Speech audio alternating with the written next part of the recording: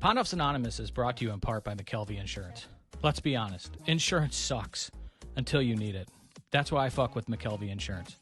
These folks aren't just slinging quotes like robots. They're actual humans who solve real problems. Whether it's personal or commercial insurance, McKelvey works with over 30 companies to make sure you've got the best coverage at the best price without the bullshit. You're not just a number to them. They build real relationships. So when life changes, or your rates do, they've got your back. They'll shop around again and again to make sure you stay protected without ever overpaying. Call or text 618-623-0080 or hit up McKelveyINS.com. That's McKelvey, McKelveyINS.com. McKelvey Insurance. Quick solutions to real-life insurance problems anywhere in Illinois or Missouri. Guys, let me tell you about my good friends at LightSource. LightSource Psychotherapy in Belleville, Illinois is a small group practice committed to providing individual, group, and family therapy, as well as clinical and reflective supervision to those in the helping field. Check them out at findyourlightsource.com. They're the best in the business, my friends. I know them personally and well enough to tell you and put my name and word on it.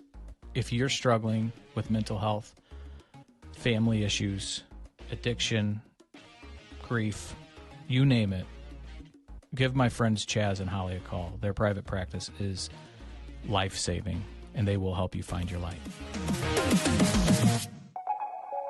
Yeah. I'll react if I had to. Put some things in the past too, and don't let them distract you, but react if you have to. I'll react if I had to. Put some things in the past too, and don't let them distract you, but react if you have to. Yeah. React if you have to, yeah.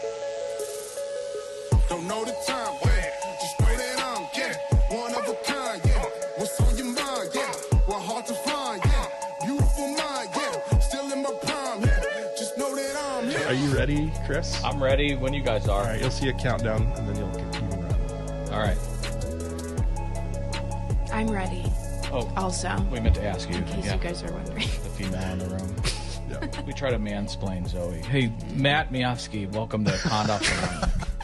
I'm going to be on my best behavior.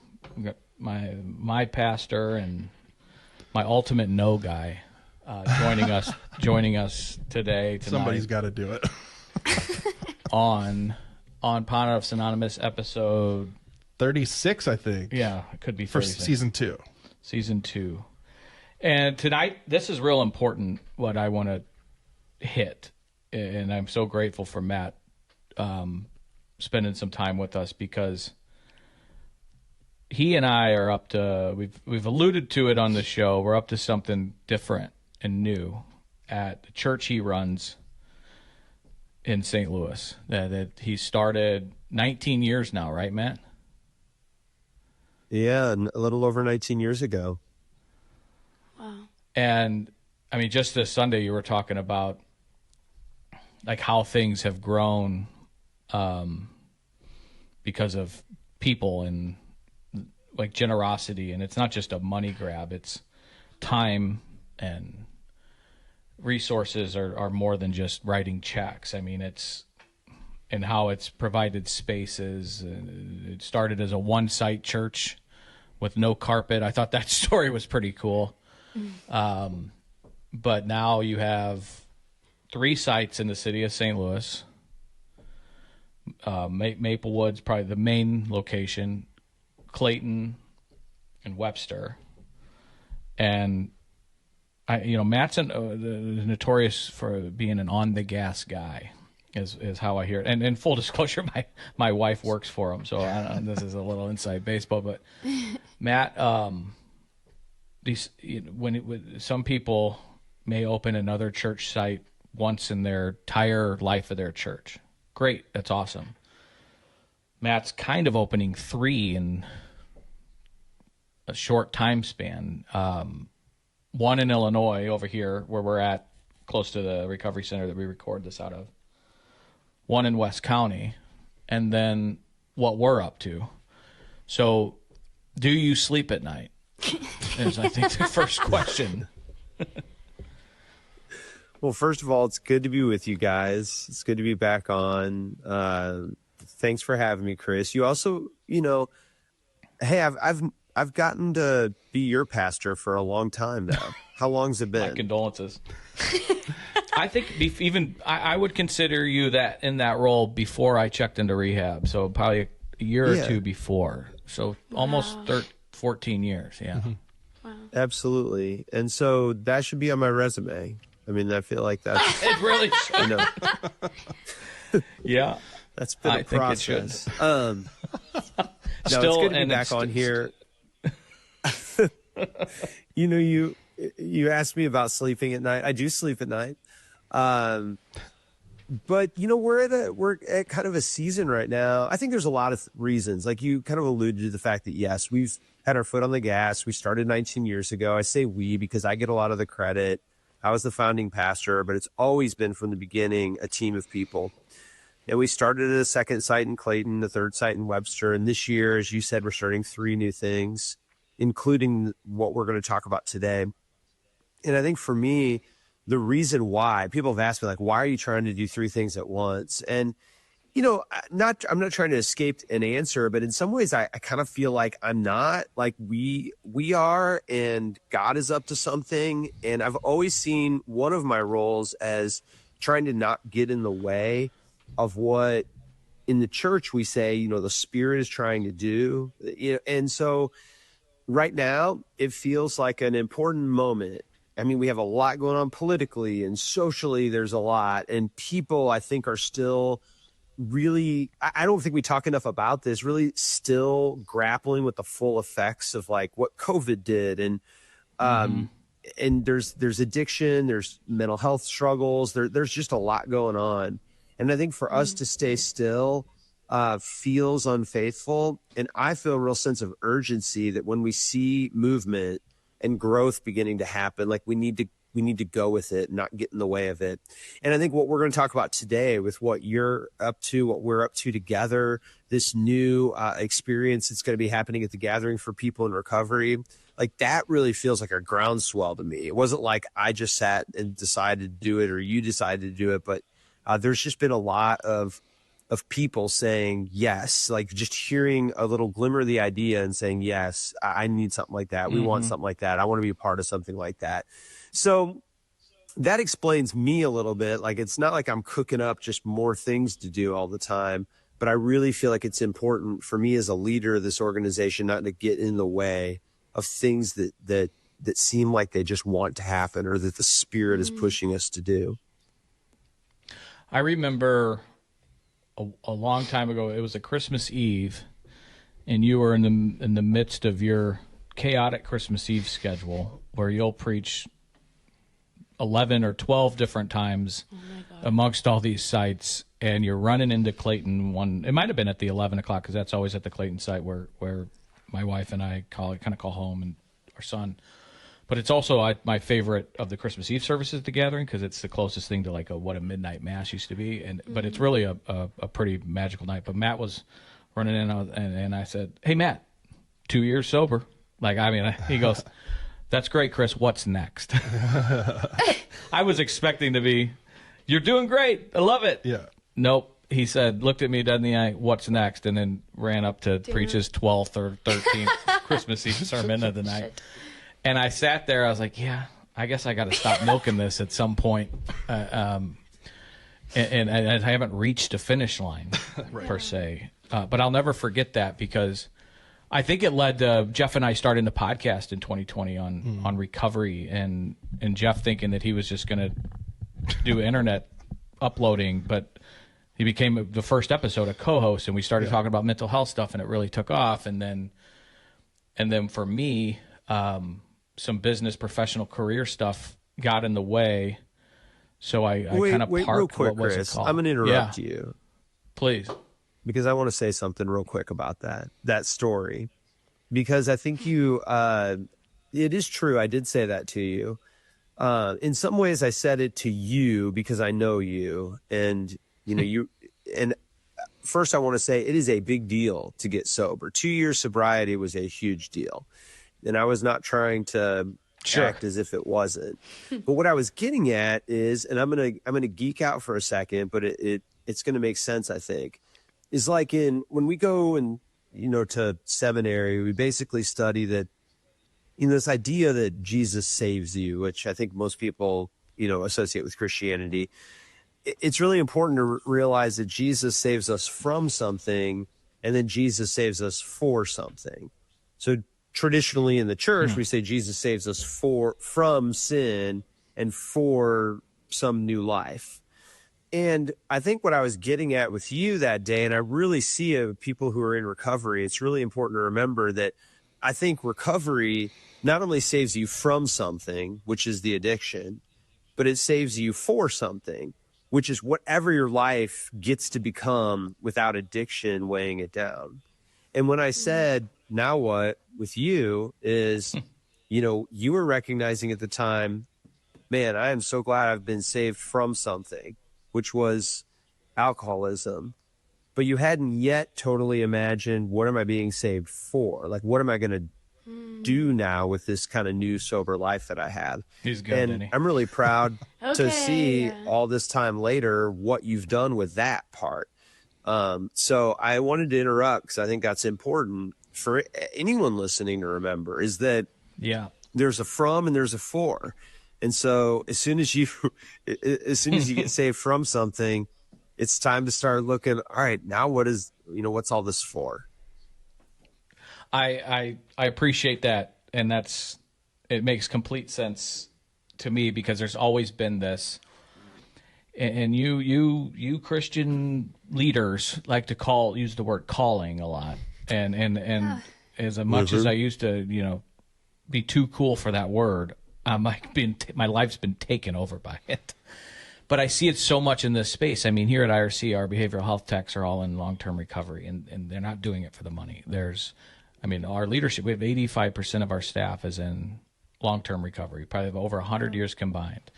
Another guy that goes to our church, our clinical director of outpatient, is in long-term recovery. And there's something that hits in this space to exactly what you said, of showing other people that this is, the small scale analogy is that the cheeseburger at Olive and Oak. Like, you have the cheeseburger and you want to tell everybody about it, but you live a life of despair and resentment and self-medication and become. I was talking about this earlier with Zoe. We gave a tour to, and she walked through a group of clients, and they were all smiling and welcoming people on their campus, really. And I told her that's what newly found joy looks like after what could have been years of hiding and self-medicating. So when you experience that, it's insane. And it's not just that you get to do something positive on the other side of sobriety, but I think what you're getting at too, and this is really important, is that it's precisely the hardest part of your story, some of the biggest mistakes that people make, some of the greatest wounds that have occurred in their life, actually become one of the greatest things they have to offer to other people. So it's not just that you all are doing something positive, but you're actually using, your own story of addiction and recovery to now impact the lives of other people. Not that you would go back and do it all, that you wouldn't want to undo some of those things, or that you wish this stuff upon anybody. But I think those who are wrestling with addiction need to know that the beauty is, if you go through sobriety, if you get on the other side and into recovery, a lot of this stuff that you feel right now, shame, guilt, regret over things that have happened, and, all that can actually become something that you can use to really positively impact the lives of other people. So, it's important I think to see that that's the power of what can occur in this journey. You hear it a lot in sermons, whether you're giving them or any good pastor gives about transformation and really Jesus being able to help us with a great transformation. And a lot of times people hear it and be like, I don't know really what that means or looks like.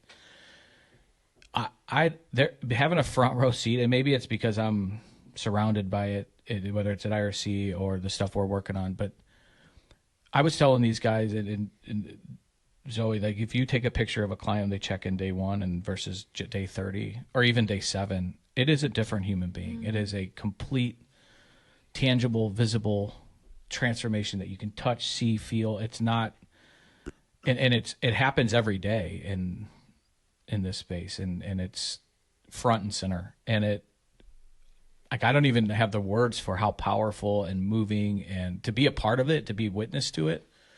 Like, to being able to do church here at IRC on Saturday nights, where we offer your sermons on video for clients that choose to lean in.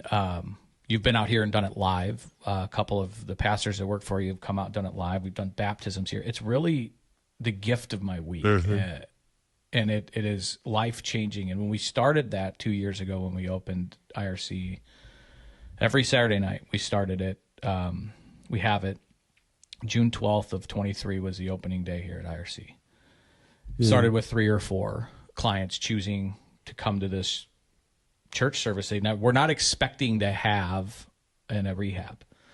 Opposite of the church service is a client-led meeting that they could choose. And 3 or 4 people that first night were coming. And fast forward to now, Matt, we're a 48-bed facility. There's 35 people here each Saturday night choosing the church service and taking communion.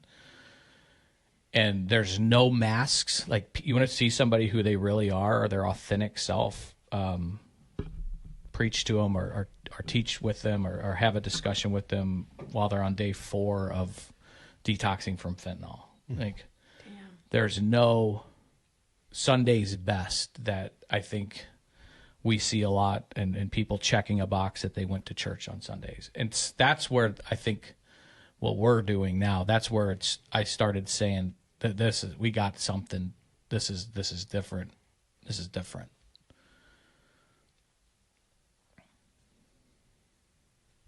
Yeah, I mean, that's the beauty. You know, you've asked me at various times, like, so we're going to be starting, I don't know how much you've talked about it, Chris, but, you know, we're going to be starting this Wednesday night experience for people who are in recovery at the church. And I think so much of what you said directly relates to the reason why we're doing it. I mean, the church, and not for bad reasons, is often seen as like a place that you have to have your life pretty put together in order to go. People dress up to go there. And that's not just literal dressing up, but people, I think, oftentimes, you know, feel like they have to pretend to be happy, pretend to have it all together, pretend that their family is great, just in order to sort of fit into a church. Of course, that's not what the church is supposed to be. We try really hard at the gathering to say, you know, you're welcome as you are, no asterisks. And we really mean that. So some people's lives are going great. Some people's lives are not going great. Some people have it all together. Some people's lives are falling apart. Some people have kind of lived a sort of perfectionist life, and some people have really made a ton of mistakes or are still actively making mistakes. And we want desperately people to know, like, you are welcome to come no matter what. But I think that, you know, particularly when you gather a bunch of people that are wrestling with addiction, especially people who are either curious about sobriety, want to get sober, are in recovery, I mean, there's no masks, like you said. In my experience, it's one of my favorite group of people to be around, because they finally drop all pretense of pretending like we have it all together. Like, you know,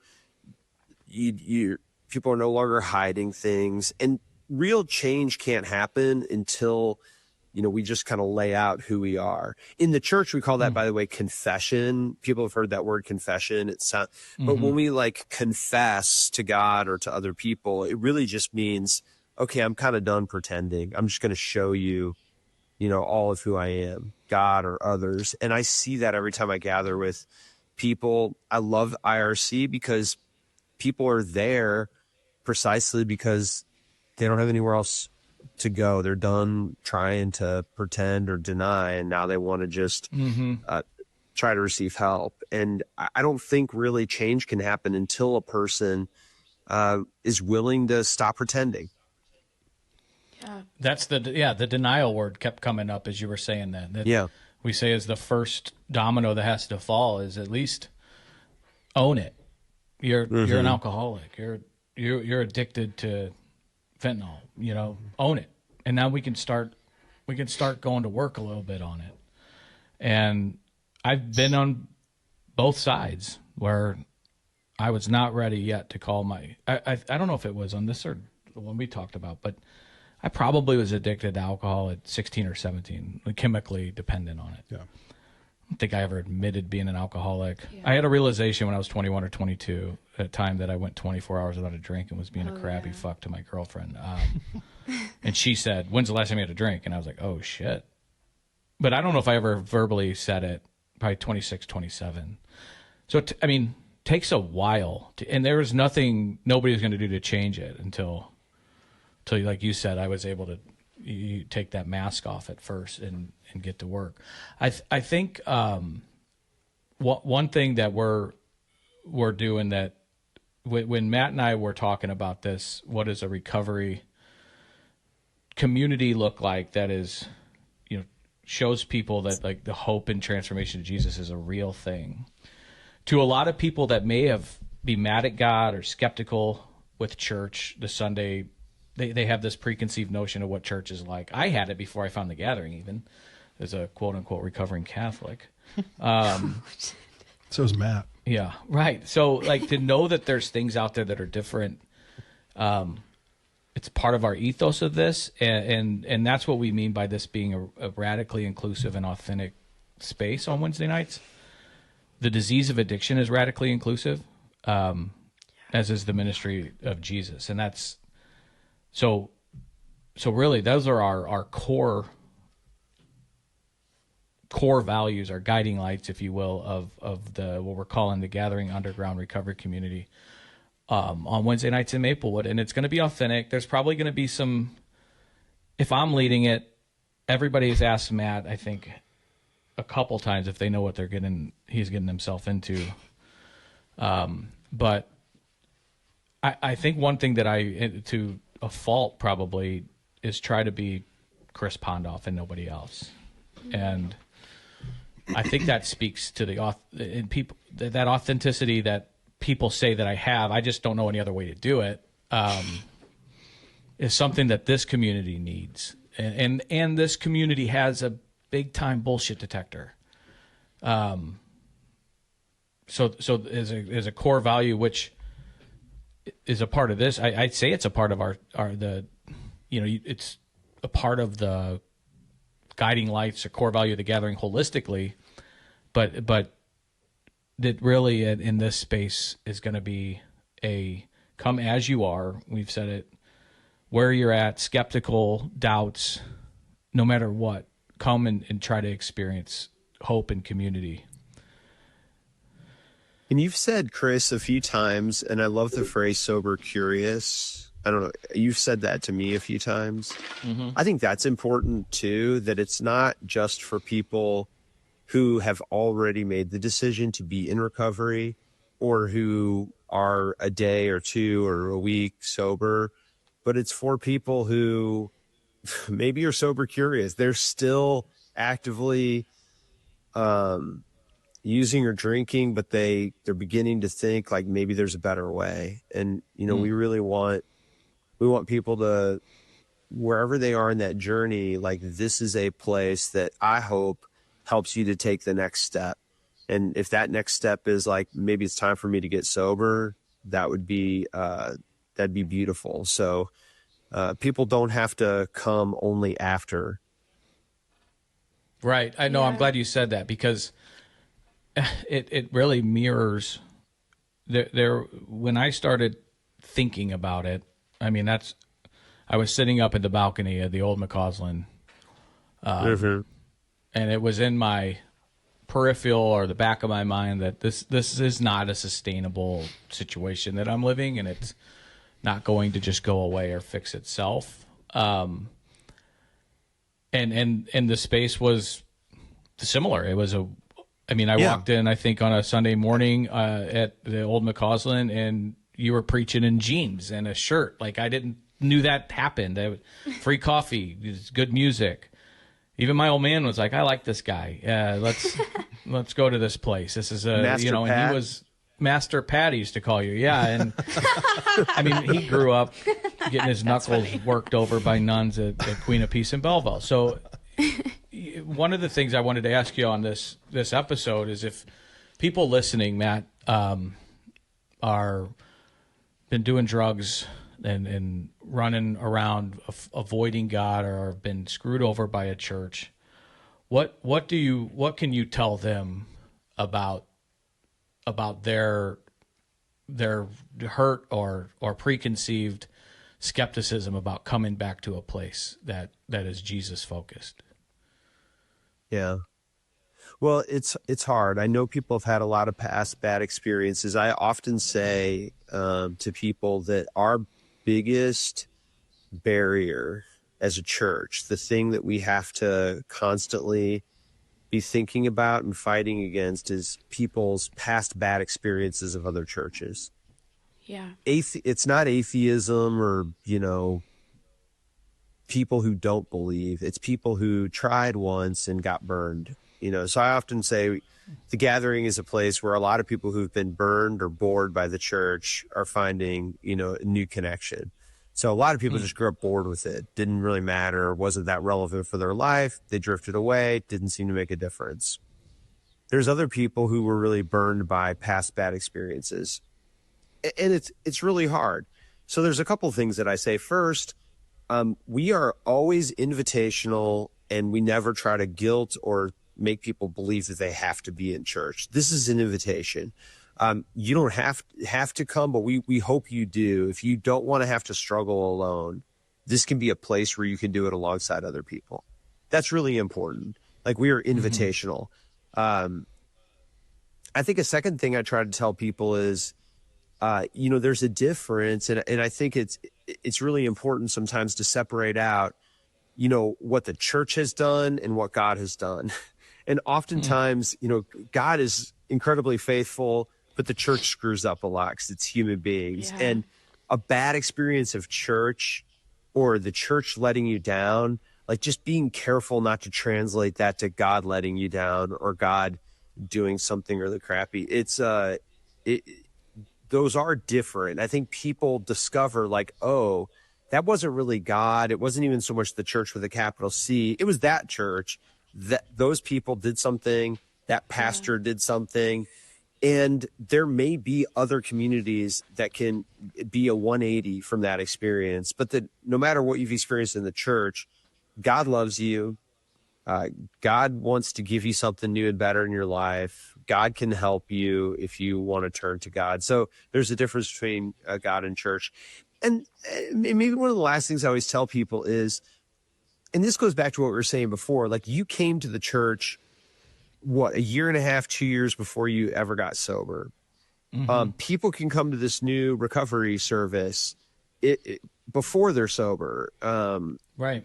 You do not have to. We want people who are curious to feel like they can come with no strings attached. You can come and sit in the back. You can come and just listen. Right. You can come. I mean, you did, Chris. You came and sat in the balcony for a while before you said, okay, maybe there's something to this. Maybe I want to take a next step. So we're not going to, jump all over you the second you walk in the door. We're going to give you space to come, sit, be.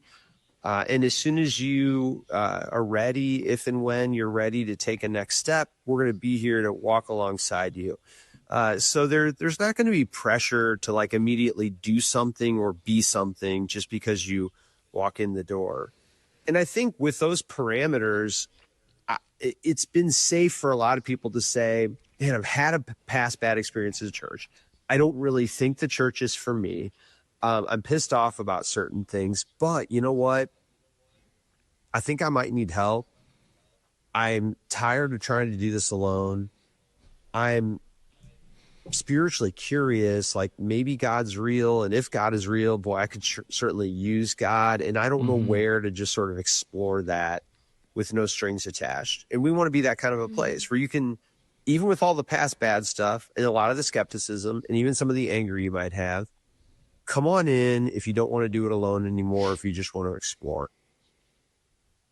Yeah, I love that. And that's the ultimate message that we're putting out there. I had a friend send me an email this weekend, which I haven't even talked to you about an email she got from a church she was looking at over here about getting your kids baptized. And the email they sent back to her was fucking criminal. Like, remember my to cut list? Okay. I already know who. What happened? But a friend of mine has a couple. The church politely told her they couldn't dedicate or baptize her kids because they're not of the same father. What the fuck? And crushed her. So I got Oh my God. Sarah and Morgan on it and she was immediately invited to Clayton and Metro East and all that stuff. So that's a great example. Let me stop you real quick. Yeah. This Please. is a good example of what I'm talking about. That church and that pastor made, a judgment that I think is completely anti-Jesus. They said, because you don't have the same father, you can't have your kids baptized here. I mean, but here's the truth. God actually loves that mother and those kids just as much as God loves anybody. Those kids were created in the image of God. They have God has a hope and a future for them. Baptism has nothing to do with the church or God saying, hey, everything that you are and have done is fine. Don't worry about it. No, baptism is an expression that God created us, God loves us, God claims us, and God's going to walk with us into the future. And we're going to have an opportunity to say yes to that, to walk with God. So to not baptize those two kids is, in my view, it's sinful is what we'd call it in the church. It's wrong. It's stupid. God actually loves those kids and that mom. God actually has already claimed them, and baptism is just an expression of God's love. So that's a great situation where that church, I would urge that mom to leave that church. Don't go there. She was burned by that church, but there's still a God out there that loves her and loves her kids. And we want people to reconnect with that God. And so that's a good example of like trying to separate out stupid things churches do and who God really is. Mm-hmm. Yeah, it's and I think to the community that we're wanting to it. And sorry, I'm going to interrupt you one more time because there's something about that story.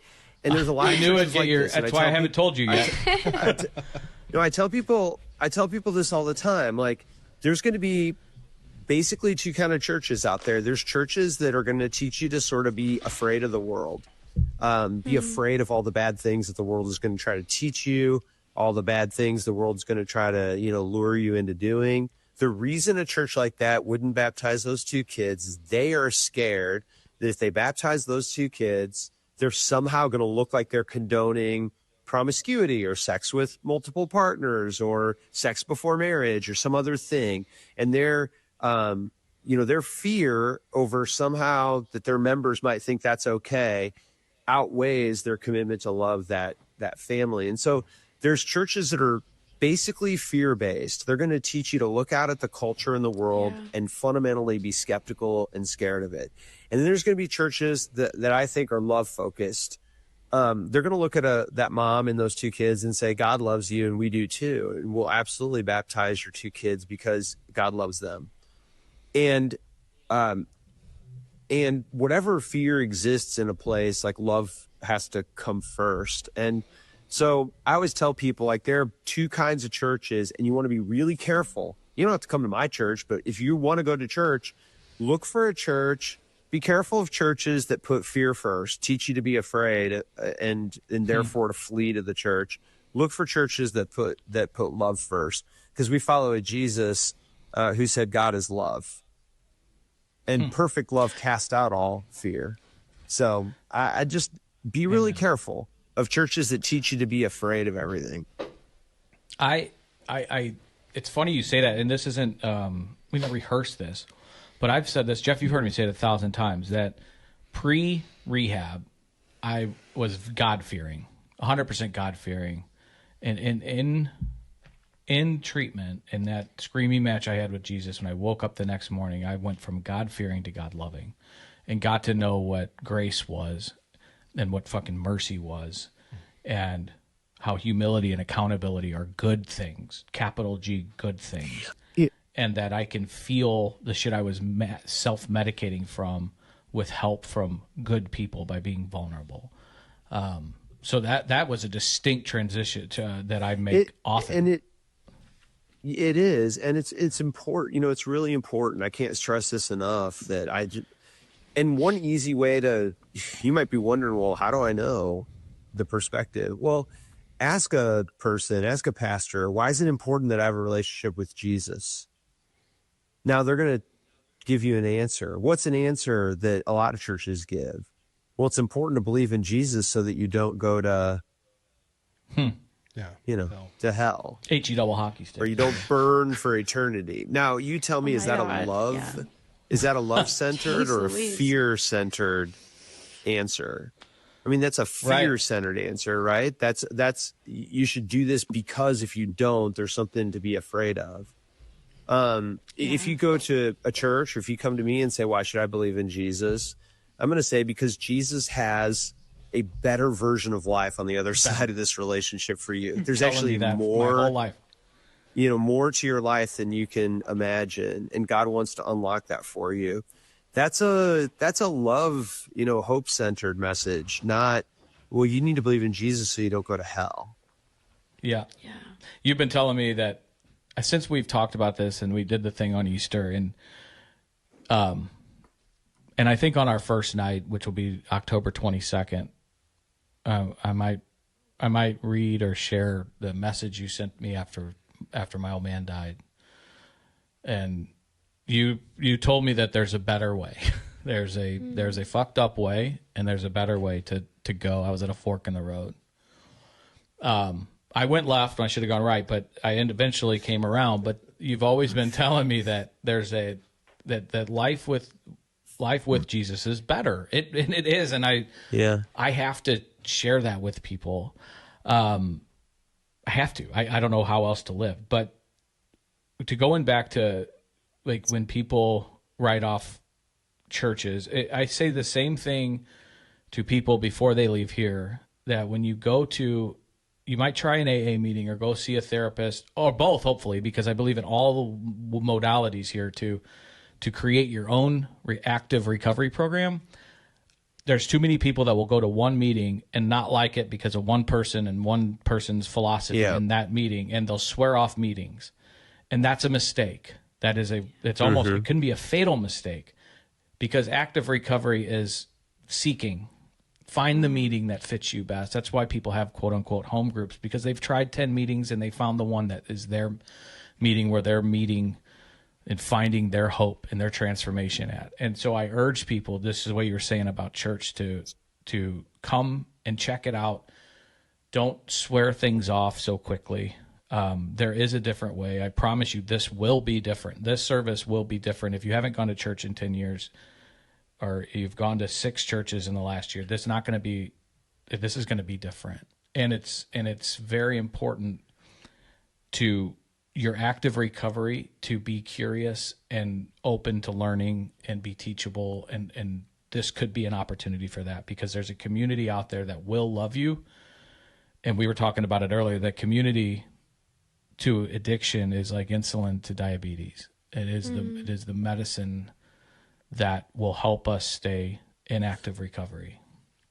And I think, Chris, getting into, gathering underground in this recovery service, I think what's going to be cool about it is AA works for a lot of people, and it's a beautiful organization. And we're going to have AA group. We host a lot of AA groups at the church. There's going to be AA groups that meet after this service. Right. I don't know if you've talked about it, but this No, Wednesday we will. nights, Yeah, for sure.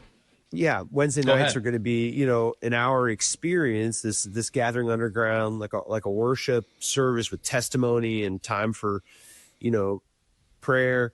And then afterwards, groups are going to meet. Some AA groups, some other kinds of groups. And so AA can be great, but I do think there are a lot of people who get into recovery or curious about it, and that first idea of a higher power, of depending on something outside of yourself, of turning over your life, realizing that you can't do it alone and turning over your life to a higher power. That gets a lot of people curious, like, what is my higher power? And AA stays pretty neutral on that so that it can welcome everybody. Right. We're welcoming everybody as well. But I think what is going to be cool about this experience is it's going to bring some of the spiritual into recovery, which can be really powerful. It's going to help you discover one way that you can connect to a higher power who we believe is Jesus. And it's not exclusively that, but it's going to especially offer people like, hey, I want recovery, but I think I need God. I want to grow a little closer to God. I want to learn a little bit more about who God is. I think that's what's going to be also really cool and unique about this service is it's going to offer something that a lot of other groups don't necessarily offer, because a lot of other groups kind of keep the religion neutral. But we want to help you connect to God if that's what you want to do. And I'm glad you said that, because the first portion of our portion is going to be from 6 to 6:50. We're going to try to allow space for a smoke break and a slice of pizza, and then from 7 to 8 there will be 5 or 6 different meetings taking place on the campus. So we have an AA meeting. I'm having dinner with the 2 leaders tonight. An NA meeting, an ACA meeting, which is adult children of alcoholics. We've talked about on this show. And dysfunctional families is really the technical name. So who does that not include? It's just about anybody. If you don't get gathering branded ashtrays, I'm going to be. We're working on that, baby. Oh, we're working on that, I think, Jeff. Merch. They're these Underground outside. merch. They're the big outside things. Yeah. And I said, I told this to the launch team. I said, you got to put those right out front, which I really meant. That's right. Like those got to be at the front door, not the back door, because I think. This was a big concern of the group that was putting the service together, like whether or not they could, have a smoke break or whatever. Which, first of all, there's nothing that says that smoking is a sin. I mean, you might want to lay up on it if you don't want to get cancer or something, but it's not sinful. And I wouldn't want to die on your kids vapor or anything. Shit. Yeah. Sorry, Matt. But we have to put that at the front door, because it's important that people drive up and know, like, okay, this 100%. It's so I'm welcome symbolic. here, Like, even if I need door to is, step like, out and shame. have a smoke break. So I think it's important. It's an important element of welcoming people, where they are. And I want this service, I want the church to feel like it belongs to the people who come, not that they're just, quote, allowed to come, or we're making space for them to come. Yeah. But it's actually your love that. church, Chris. Mm-hmm. And it's the people in recovery's church. Yeah. I was worried. Like, it was one of my first things. I was like, I'm gonna have to have the hard conversation with Matt about the cigarettes. Yeah. And it wasn't hard at all. He's like, done, of course. Right. And I was like, all right, and Matt said, do you trust me? Like, I mean, God, I am kind of some faith, been doing man. this for a long. Yeah. Sometimes I got to be reminded that. But Matt, I remember that conversation, and and you see it here. It just happened to Zoe walking around here with people outside or a circle, whether they're smoking cigarettes or vaping. There's something for this community that is a welcoming presence. They would rather walk in. I would rather walk into that group of people, say hi and shake a hand, than like a traditional Sunday greeting team with pamphlets. And it really is. It's like a swords down. We're human beings. Come and have a smoke, and next thing you know these folks' life story. There's a lot of vulnerability in that circle, and that's how you start really building relationships. And I cannot wait for this to get started. I wouldn't be surprised, Matt, if the gathering started to model some of the regular Sunday morning things based on what y'all learn from this Wednesday night experiment.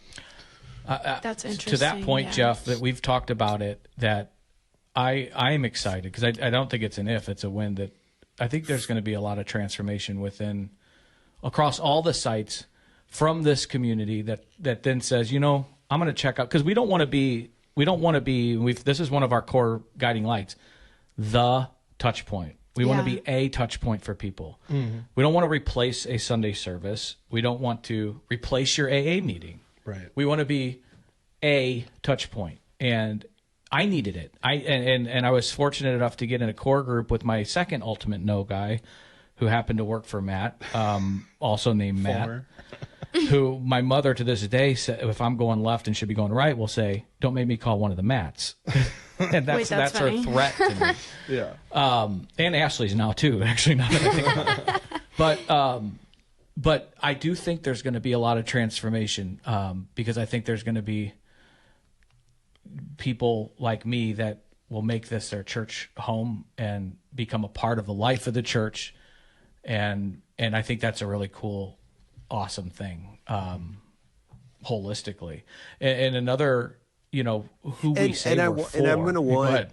let me jump in, Chris, because I think it's important that not only, this is just a one touch point for people. We're not trying to replace anything, but I feel that way about church. Like when people come to church, faith is a really important part of your life, but it can complement the other things that you're doing to have a healthy life. It complements physical exercise, mental health resources. Like faith is meant to complement those healthy things. I actually believe all that stuff God places around us for us to grow and get help.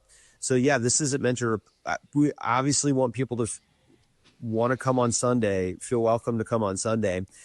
And I want people to go and continue to, if you have a therapist, like that's really important. If you go to an AA group or some other kind of group, like those things are all important. And then on the church part, I think it's also really important to stress that while we don't expect, like you can come to the Wednesday night gathering underground and just come to that, and that can be your starting point, or that can be the only thing that you do. We're always going to remind you that you are more than welcome. We want you to come on Sunday morning. We would love that. And the reason I think that's so important, not because we're trying to pressure people to come, but because we want people to know that it's not like we're trying to just sequester addicts to Wednesday night, where Sunday morning is right. For you as well. I mean, Sunday morning's for a lot of different people with a lot of different kind of messed up problems. Yeah.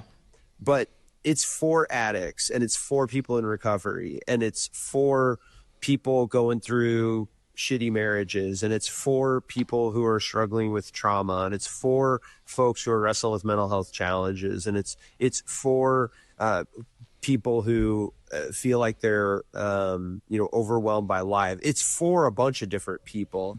But we want people to know that Sunday morning is not like the shiny you have to be the perfect person to come on Sunday, but we'll let you come on Wednesday night. Right. You're actually welcome across the board.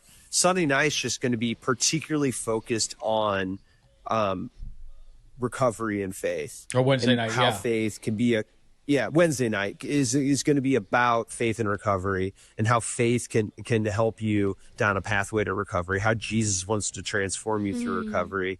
But Sunday morning's for you as well. And I just think it's going to be really important to stress that people are welcome across the board to whatever the church does. And this is just one of those ways. Proof in that pudding is they've always let me in on Sundays. So and we let me in to let anybody in. And you know what? Yeah, so if you were wondering if it's going to be okay if you come, just remember, you should have seen Chris 14 years ago. Pre-Ashley. Better yet, and she polished me up. One of the things I remember you doing, Chris, this was sort of your humor and pride all wrapped up into one. I think you came really early on. It was before you were sober, but you came at Christmas time, probably with your family and your dad and stuff. And I told you to come back. And so you came back the first Sunday of the year, and I was actually on vacation because it was after Christmas. And you not only sent me an email, but you posted on Facebook, Chris 1, Pastor Matt 0. And I think that Sundays. and Damn. yeah, Sundays. I think we ended the year with Pastor Matt 49, Chris 2 or something. But Two. that was your Star. no, it was probably 4 or 5. Yeah. Well, thanks. Not much has changed. I I hate mean, except for the attendance. But yeah, right. I let it. I started strong, and then he quickly surpassed my attendance record. That was the next Sunday after the New Year. I remember posting that, and that was well, another group of people that's very important that we really want to attract to this service. There's two more. One of them is, and it's actually happening since we started, not advertising, but since we've started talking about it on Sundays. You've mentioned it a couple times. It's been in the announcements. We've shared some stuff on social media. I've been meeting with people. Is friends and family, loved ones of addicts and alcoholics are super well. This is a space for them as well, and a large majority of those people are coming with so much hurt and so much frustration and so much shame and so much even some anger towards God if they've lost a loved one or if their loved one can't seem to get it. And we want to be a space where they can come and be loved. We'll honor them at a segment at the end of the program, if you will, that we're, who's hurting, and everybody can rally together and see you, and you can be in community and at least know you're not alone in that. And also now know there's a place to invite your loved one that may be able to experience some hope and transformation. So it's really important. Some of our groups on meetings that we've invited to take place in the 7:00 hour we're creating our own gathering, Jesus-based, what would be a 12-step, what we would call an Al-Anon type of meeting for loved ones. And I've gotten as much inquiries about loved ones, our loved ones welcome, emails, texts. They've reached out to Ashley. I think you've connected me to a couple people that have husbands or sons or daughters that are struggling, and they are top of the list that we want to, like you said, they're welcome everywhere, but this is a space that we're trying to design for, that there is no shame, and you can bring all of that to this space and be loved, man, and welcomed in your authentic hurt.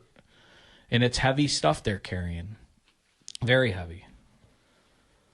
Yeah, and I think, Chris, it's really important, first, that loved ones struggle as well, right? Like when someone you love is wrestling with an addiction, it impacts you as well. And we want you to know you don't have to struggle alone, and it can offer a lot of hope to be with other family members or to be around people in recovery and to pray for that person that you love to maybe one day take that journey as well. And then also, we all know this, addiction doesn't just impact the person who is doing the drinking or the using. It impacts a lot of other people. And you can start down a road of healing as well, because you can't change what another person decides to do. You can't make that decision for another person. But you can oftentimes begin your own journey of healing, recognizing that, just living with someone who has an addiction or loving someone fiercely who has an addiction, it can be traumatic for you. And so there's healing in front of you as well. And I have a friend who grew up with a dad who was alcoholic and really had to go through his own profound journey of transformation and healing. And he calls it recovery from codependency. And, totally. It changed his life. And he's now impacting and talking to others in a similar kind of situation. So you're allowed also to say, hey, I think this has impacted me in some ways where I need help as well. So it's not only just a space for you to be and connect and pray for your loved one, but for you to also recognize that there could be some healing that God wants to do in your life as well. I think the stat that I always say is that on average, an active addict alcoholic impacts the lives of 7 people in their circle. So, but inversely, when an addict alcoholic transforms their lives, they can help transform the lives of 7 people. But it just highlights that it is a family disease. And coincidentally, our director of family programming here at IRC is writing the curriculum for this family program, Jesus-based program that is a part of our launch team at the Underground, Kevin Bunton. And he's, just incredible when it comes to working with families and educating and walking with them through this. And to that point, kids, we're almost finalizing this, but kids are often the ultimate victims to this thing. So we will have a space for kiddos on Wednesday nights where we don't want kids to be a barrier on why you cannot come to this service and or the meeting that you'd like to make a part of your recovery journey. And that goes from... I don't know if you heard this.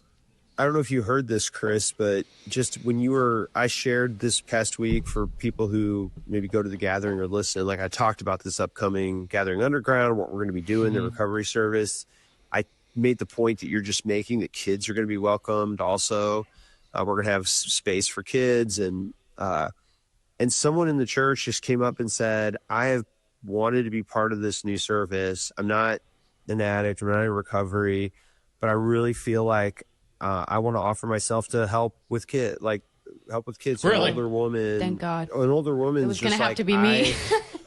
Was trying to figure out how I can contribute, and I want to help make a healthy space for kids so that their parents can go get help. So yeah, Matt, that's the best news I've gotten all day. Holy shit.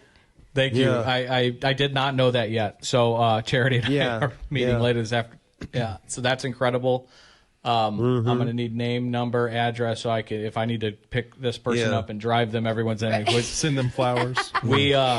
Because I will tell you that it is so important to us that, Charlie's going to come when he can stay home some nights, but these kids are going through it too and have gone through it and are a part of this, and Zoe can probably identify with exactly what we're talking about with her bringing up her trauma story again. But, they're impacted deeply by this. So this needs to be a space in a community where they're absolutely welcomed, and it's not a barrier that a parent can't come because they can't find childcare. So, this is the gatherings putting weight behind this resource-wise, where they,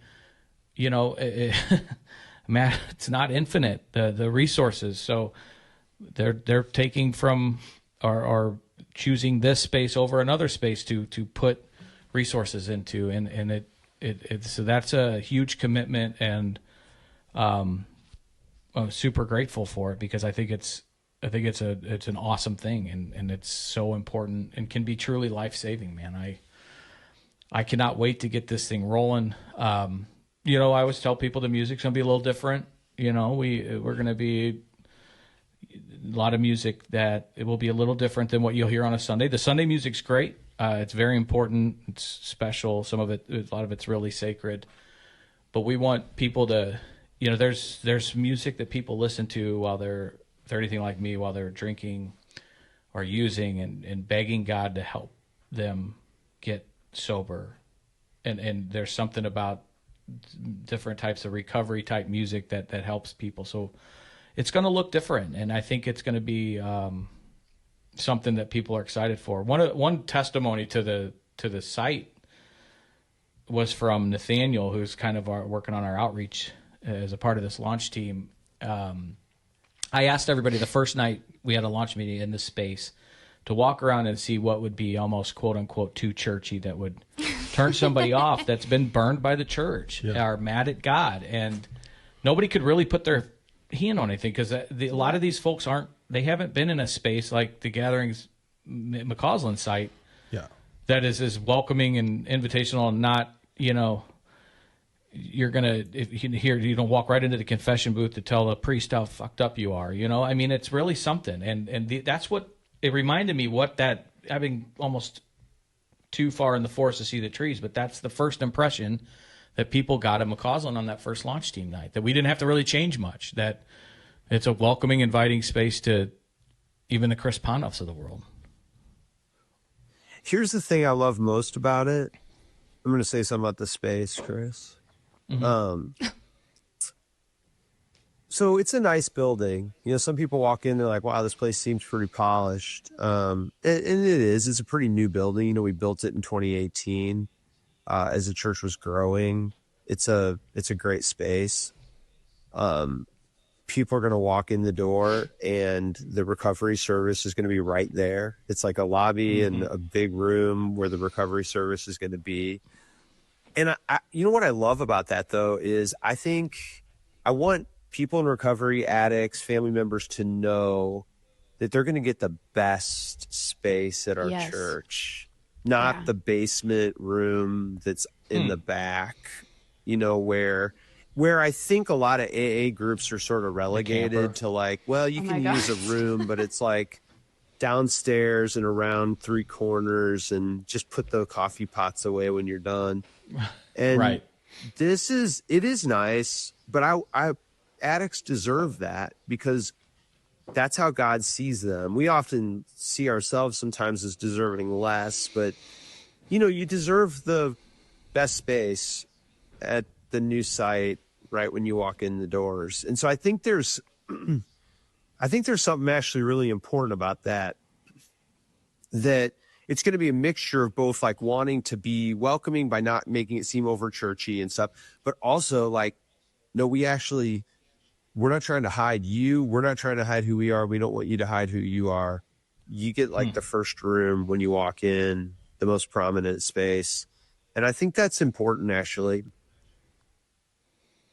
It kind of goes to why I've been so hooked on the name, because it's, you know, bringing people that feel like they're cast away or stuffed underground and bringing them above ground into the light. And I mean, there's all kinds of poetic shit you can go with, you know, and I do believe that hope begins in the darkness. I mean, one of the things that Matt, I've heard from you in a sermon you preached that, you know, addiction most of the time starts in community and ends in isolation.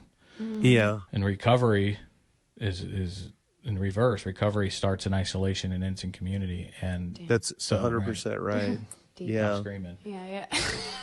Can I say something? I have a please, before Zoe. we run out of, Zoe, go ahead. We got all day. Are you sure? Neither of you guys I have asked a how I was question. feeling about the underground, but We didn't ask what? how I was feeling about the Gathering Underground. But my favorite and what I'm most excited about is that it's not just that it's like welcoming or anything. It's like, because Matt's a what's next guy. It's like really what happens after you're welcomed in is that the space has been so curated that we're trying to create a space where people can feel understood. And I feel like down to even like with the kids, like being around other kids with like, when you know your parents are fucked up and then being with other kids, you could tell the difference between a kid that comes from like nice, like mommies and like there's some shit going on at home.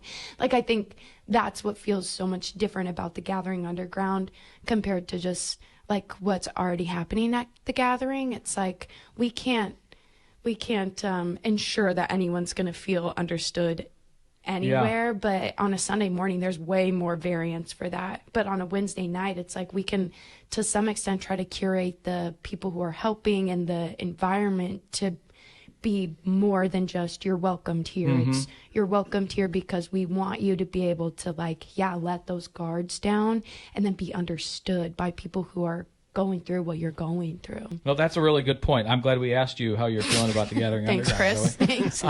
Because the launch team, we started with the Wisdom team and now it's grown into a launch team, and there's everybody on it has been in recovery or an addict or in adjacently. Their lives have been completely upended for the example by this disease. Yeah. So there's just a level of if you know when people walk in the door. I mean, it's the same thing we're modeling. We do at IRC that, there's credibility. You know what I'm going through. I'm going to lean in and trust, and that's a big deal. And to that point, I wanted to make sure that we also know that folks that are struggling from, that are in recovery from eating shit, and there's some different levels of disordered eating or codependency you brought up earlier. Body image shit. This is Now you're talking my language. Sex, gambling. now it's always there's sex. all, Well, now you just named. I guess I am welcome. You just named my two. But yeah, this isn't just for us alcoholics or drug addicts. And I also think like there are people. I think the language of addiction and recovery. Some people don't resonate with that, but there are a lot of people that have unhealthy relationships with things in their life and could use some distance from some of these things that they depend too heavily on. Things like work or image. Yeah, I mean, there's all sorts of things. We may not use the language of addiction, but we have an unhealthy relationship with things in our life. So I think it's important for people to know that there's a broad range of people that I think could really be helped by this. And Zoe, I love what you said. It's not just that you're welcome, but there's more on the other side of welcome. You're going to be understood. There's going to be a pathway to change if that's what you want. Yeah. We're going to challenge and help you to grow. I mean, it's going to be up to you. It's your choice, but we're going to be there to help you grow and change. And so I think that's what makes it really hopeful for a lot of people. It's not just being welcome, but also being understood. A pathway will be laid out for you to actually take a next step towards change. You'll be supported in change to the extent that that's the decision you decide to make. And those things are important too, that I always say when it comes to church in general, like we welcome you as you are. We're going to challenge you to grow in light of Jesus. And both are really important, and both are going to be offered to anyone who comes. I had a quick question that I wanted to ask you, Chris. Okay. Is that okay? Before we run out of time. Of course, yeah. Shit. So one is I think a lot about identity and labels, like alcoholic or something like that, addict, and like there's people who aren't ready to accept that label maybe, but all the signs are there. Like sure, people all the signs are there. And do you think sometimes like claiming that identity is sort of the last step, even though all the signs are there? I think saying it out loud in whatever language you want to use is going back to the first thing we talked about, is taking that mask off and owning it. I mean,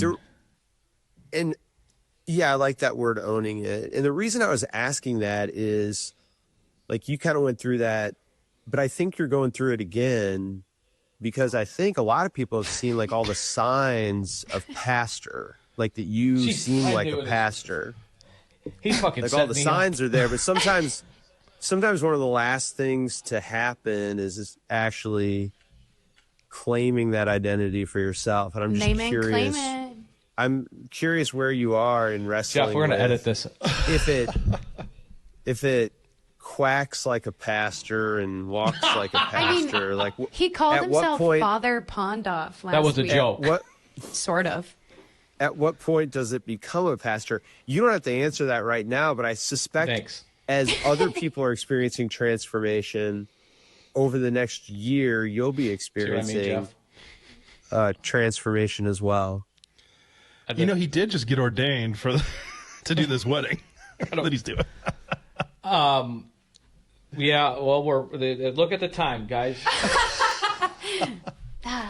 Matt, to be continued. Thanks for your time and love and grace and wisdom. I do want to ask you a couple things to answer question to question. So the first night, you're going to give the message, but are you? I'm afraid to ask now, but are you for people that don't know, are you planning on giving the message weekly, or did you have something else in mind that And if the answer was Chris, can I say bad words? Ooh. Well, I'm going to be there next week. I'm going to give the message, and then I'm going to interview you, right? This is really important. There is going to be a message, and that's going to be a time of worship, but there's also going to be like a what in the church we sometimes call a testimony, a sharing, a person giving their own story of like what this journey has looked like for them.